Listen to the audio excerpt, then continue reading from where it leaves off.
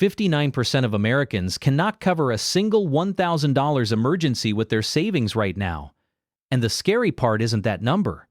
The scary part is that most of those people think they're fine because someone told them to save 3 to 6 months of expenses, and they did it.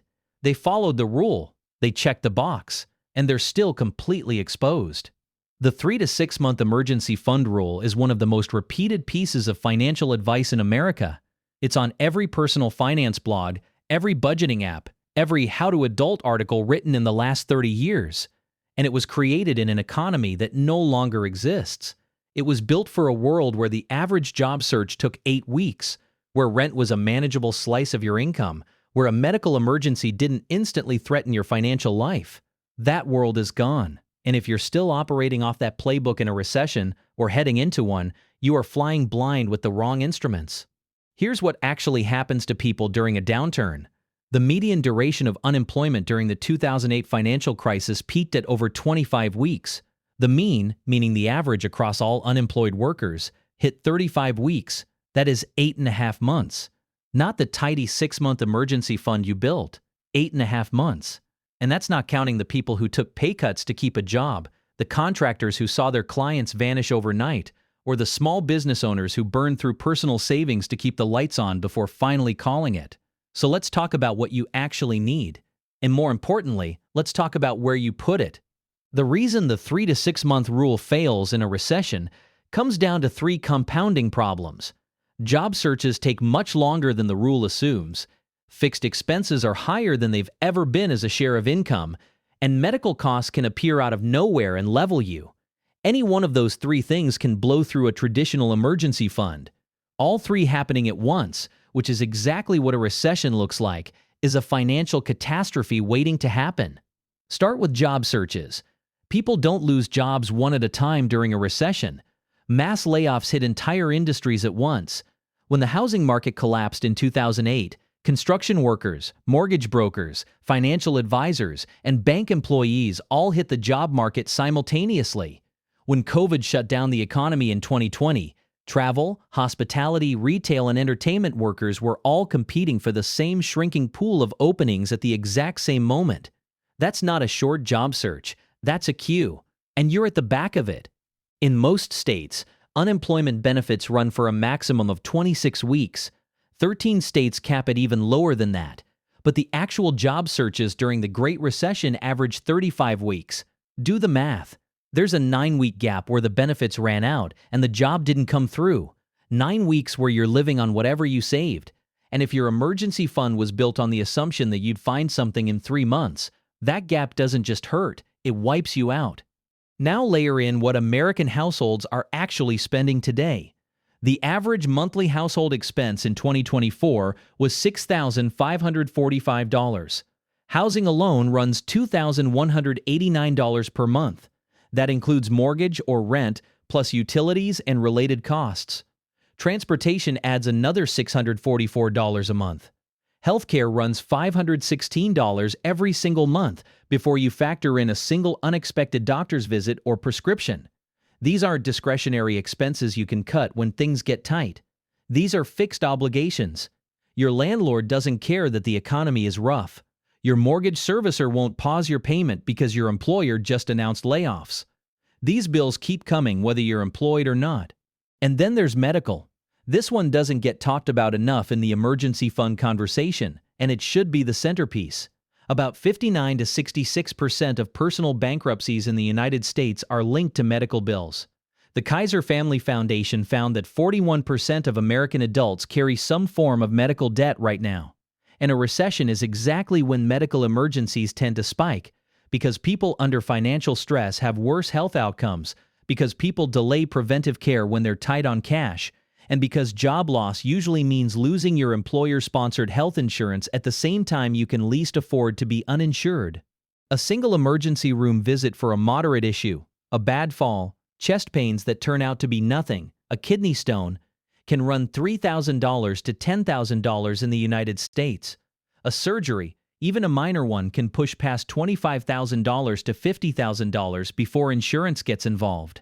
If you're between jobs, between insurance plans, or on COBRA paying $700 to $1,200 a month just to maintain coverage. A single medical event doesn't just hit your emergency fund, it ends it. So what's the real number? Here's a better way to think about this. Stop using months of expenses as your benchmark. That number is squishy. When people say 3 months of expenses, they usually mean 3 months of what they spend on average, which includes dinners out, streaming subscriptions, concert tickets, and all the stuff that evaporates the moment you lose a job. But your fixed expenses don't evaporate. Your rent, your mortgage, your car payment, your insurance, your utilities, your minimum debt payments, those stay locked in. The first step is calculating your actual fixed monthly number. Add up every obligation you cannot cancel or defer without serious consequences: housing payment, utilities, car payment, insurance premiums, minimum credit card payments, groceries at a bare-bones level, any medical prescriptions. For most American households, this number lands somewhere between $3,500 and $5,000 per month depending on location and situation. Take that number, not your total monthly spending, and use it as your baseline. Now multiply by the right number. In a normal, stable economy, 3 months of fixed expenses is a reasonable floor. But if a recession is approaching, or if you're in an industry with high layoff risk, tech, finance, real estate, manufacturing, anything cyclical, you want 9 to 12 months of fixed expenses. Not 9 months of your full budget. 9 months of just the bills you cannot escape. Run the numbers on that. If your fixed monthly expenses are $4,000, you need $36,000 to $48,000 in accessible cash before a serious recession. That's not a number most people are sitting on. The 2026 Bankrate Emergency Savings Report found that 27% of Americans have zero emergency savings at all. Zero. And the majority of those who do have something saved don't have enough to cover even 2 months of real fixed costs. Here's where the tiered approach changes everything. And this is what separates people who survive a downturn financially from those who get destroyed by one. Think of your emergency fund as 2 distinct buckets, not one pool of money you're trying to accumulate. The first bucket is your liquid tier. This is your immediate cash reserve, the money you can access within 24 to 48 hours without touching an investment account, without selling anything, without waiting for a transfer to clear. 3 months of fixed expenses, nothing fancy. A high-yield savings account at one of the online banks, Ally, Marcus, SoFi, currently paying between 4.0% and 4.5% APY as of May 2026. Your money isn't just sitting there doing nothing. It's working. That's the liquid tier. Touch it only when something actually breaks. The second bucket is your accessible tier. This is months 4 through 9, or however far out you're planning. Money you don't need tomorrow, but you need within a week or two if things go sideways and stay sideways. For this tier, T-bills and money market funds make a lot of sense right now. 3-month Treasury bills are currently yielding around 3.67% annualized, and money market funds at most major brokerages, Fidelity, Vanguard, Schwab, are sitting at 4.0% to 4.5%. You can ladder short duration T-bills, buy a fresh one each month, so you always have something maturing soon. You're earning a meaningful yield, the money isn't locked up, and it's backed by the federal government. The key distinction here is what each tier is for. The liquid tier handles month 1, 2, or 3. A blown transmission, a sudden medical bill, a paycheck gap. The accessible tier handles a real, extended job loss, the kind that happens in a recession when the whole market is hiring slowly, when you're applying for 200 jobs and getting 3 interviews. You don't need it fast, you need to know it's there and it's growing. One thing to be very clear about, neither of these tiers is your investment portfolio, and this brings up the most common psychological mistake people make with emergency funds. At some point, usually after reading something about index funds or compound interest, a lot of people start looking at their emergency savings and doing mental math. If I had this $30,000 invested instead of sitting in a savings account, I'd be making so much more. And technically, they're right. Over 10 or 20 years, the market does return more than a HISA. That's not the argument. The argument is what happens when you need that money and the market is down 35%. Because a recession, the exact moment you'd be reaching for your emergency fund, is exactly when stock portfolios collapse. You'd be selling in the worst market conditions to cover your rent. That's not an investment strategy. That's destroying wealth.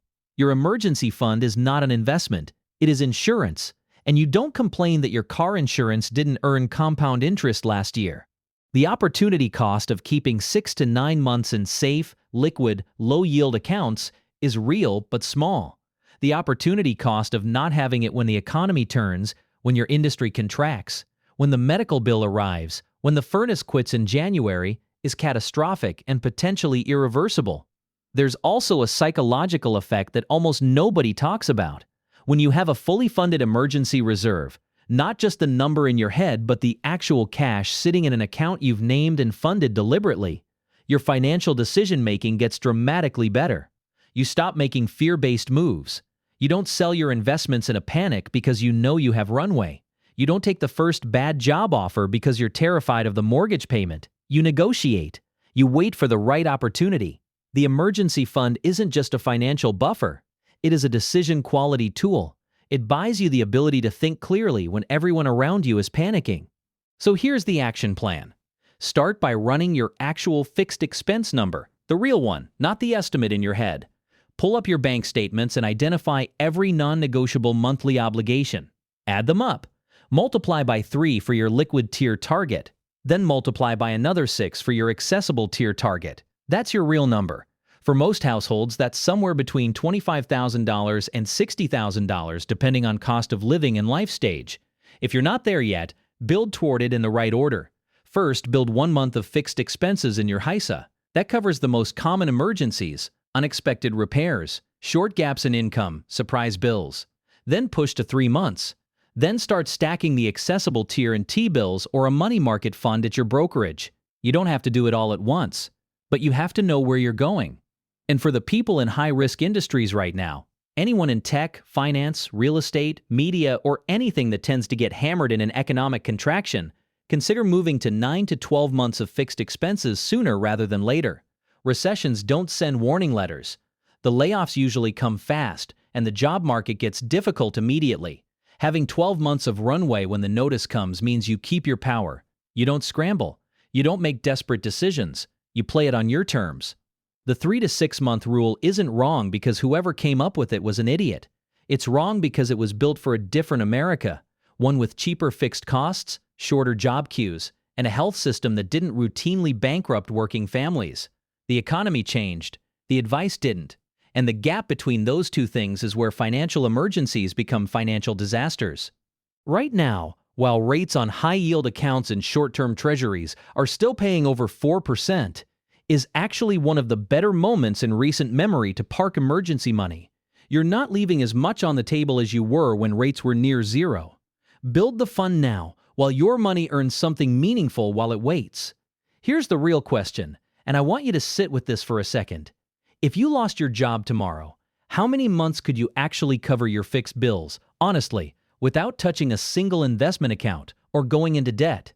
Not theoretically. Actually. If that number is under 6 months and you're in an industry with any economic sensitivity at all, that is your most urgent financial priority. Not picking the right stock, not optimizing your 401k allocation, not anything else. Drop your number in the comments.